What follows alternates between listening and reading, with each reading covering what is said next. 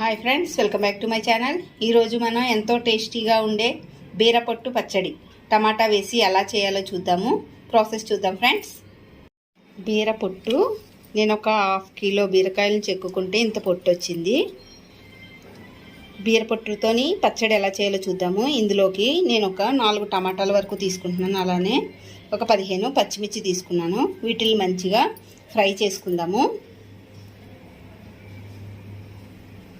Stove వెలిగించుకొని pan పెట్టుకోవాలి.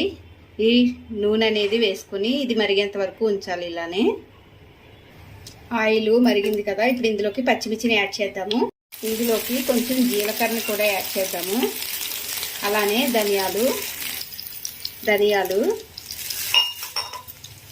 పచ్చిమిర్చి ఎగిపోయినాయి కాబట్టి బీరపొట్టుని యాడ్ చేద్దాము. ఇలా బీరపొట్టు మొత్తం యాడ్ చేసిన తర్వాత సిమ్లో పెట్టుకొని మంచిగా వేయించుకోవాలి.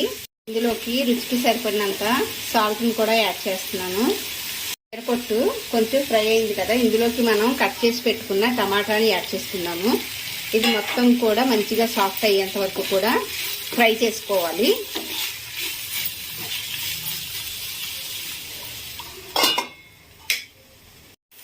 చూసారు కదా, బీరపొట్టు టమాటా రెండు కూడా మంచిగా ఫ్రై అయినవి. ఇప్పుడు మనం స్టవ్ ఆఫ్ చేసుకొని మిక్సీ చేసుకుందాము. చల్లగా అయిన తర్వాత ఇప్పుడు మనం మిక్సీ బౌల్లోకి తీసుకొని ఎల్లుల్లిపాయని యాడ్ చేసుకొని మిక్సీ చేసుకుందాము. చూసారు కదా, బీరకాయ పచ్చడి మిక్సీ చేసుకున్న తర్వాత ఇప్పుడు దీన్ని మనం పోపు చేసుకుందాము.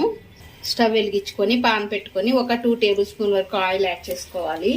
ఇందులోకి కొంచెం జీలకర్ర, ఆవాలు, పచ్చెనగపప్పు, కరివేపాకు, అలానే ఎండుమిర్చి ఇవన్నీ కలిపి పోపు చేసుకుందాము. వేయించుకొని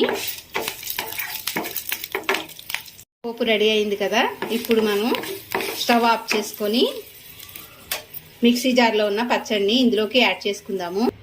చూసారు కదా, పచ్చడి మొత్తాన్ని ఇందులోకి వేసుకున్న తర్వాత ఈ పోపులో కలిసేంత వరకు కూడా ఒకసారి కలుపుకొని సర్వ్ చేసుకోవచ్చు.